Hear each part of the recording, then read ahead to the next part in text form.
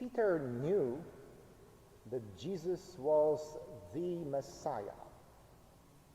Peter knew that Jesus had to suffer in order to save us.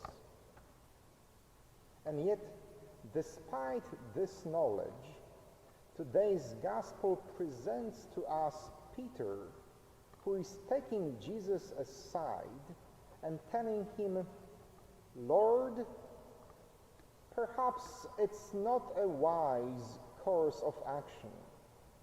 Lord, I know it should be done. I know it needs to be done. But maybe, just maybe, you should not be doing it right now."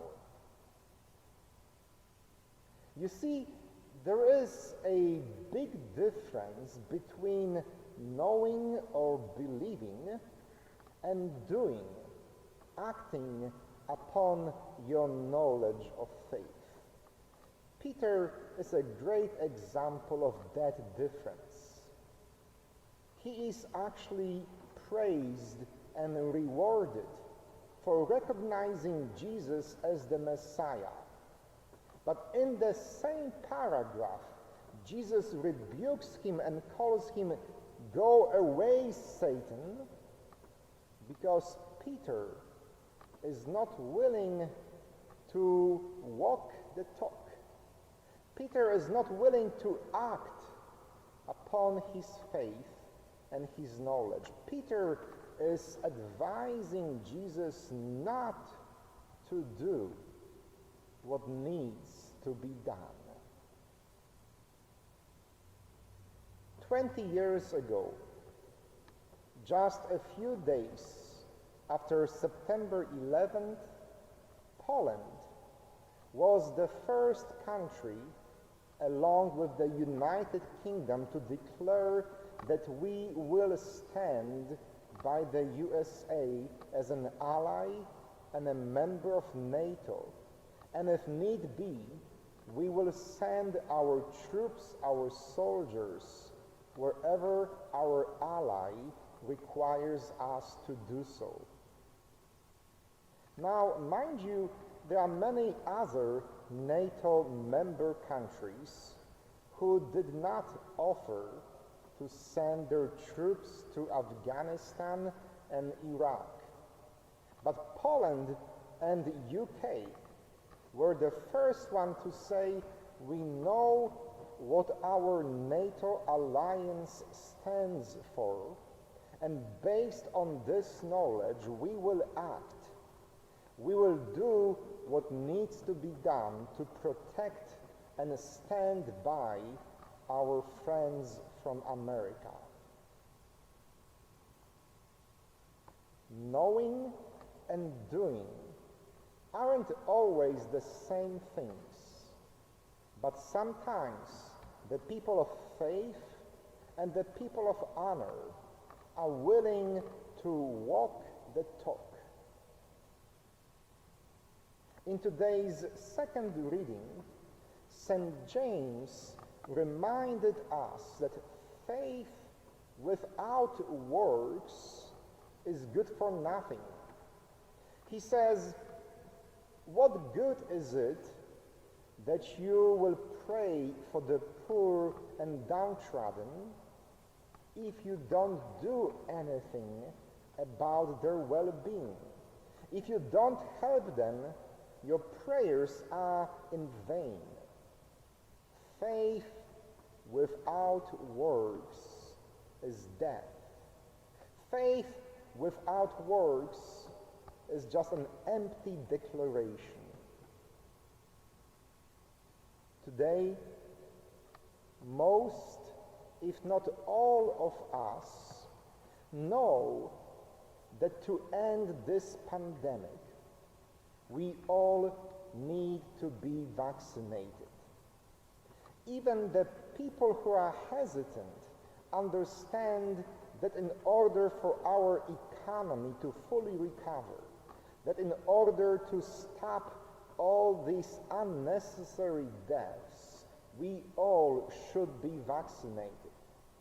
We know it intellectually, but for some reason, for so many people, it's so difficult to act upon that knowledge. Either fear or reservation makes them say one thing, but do something else.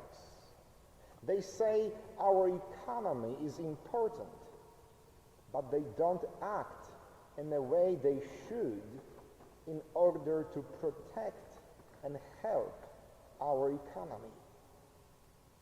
Knowing or believing something is one thing. Doing it is altogether another thing.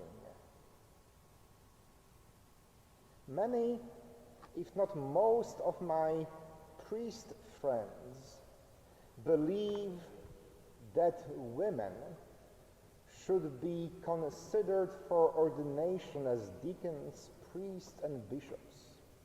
That good, holy, and qualified women could and should be ordained tomorrow or next weekend. And yet, so very few of Roman Catholic priests are willing to stand up and actually say those things out loud. So few of them are ready to welcome women to the fullness of the ministry. They know and they believe in the equality of genders in God's eyes, but they do nothing to push it forward. Many Catholics today believe that marriage equality is something right and just. Perhaps even most Catholics, according to the most recent surveys, believe that two men or two women who love each other and wish to commit to each other for their rest lives should be able to get married in every Catholic church. Most Catholics in the pews believe that. Most Catholics know that to be true.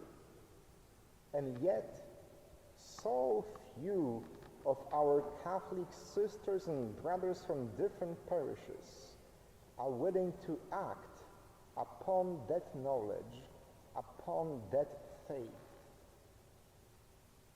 Why is it that making that journey from understanding and knowing something to be truth to acting upon it can be such a challenge for Peter, for us, and for so many others?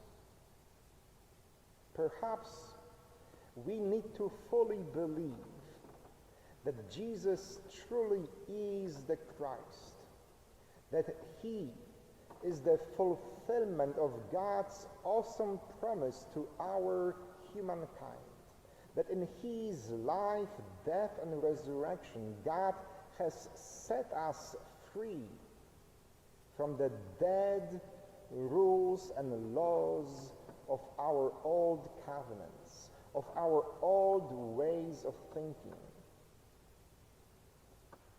In the book of the prophet Isaiah, we read, "See, I am doing something new. I am creating a new quality. I am calling you to a new way of life." Our faith requires us not only to say that we believe in something, not only to claim that we know this to be truth, but to put our feet, our hearts, and our wallets behind our statements of faith and truth. As people of faith, we need to do what Poland and United Kingdom did 20 years ago. We need to say, we know that this needs to be done. We know that our friend and ally, the United States, needs our help. And so right away, these two countries did that. They knew and they followed through.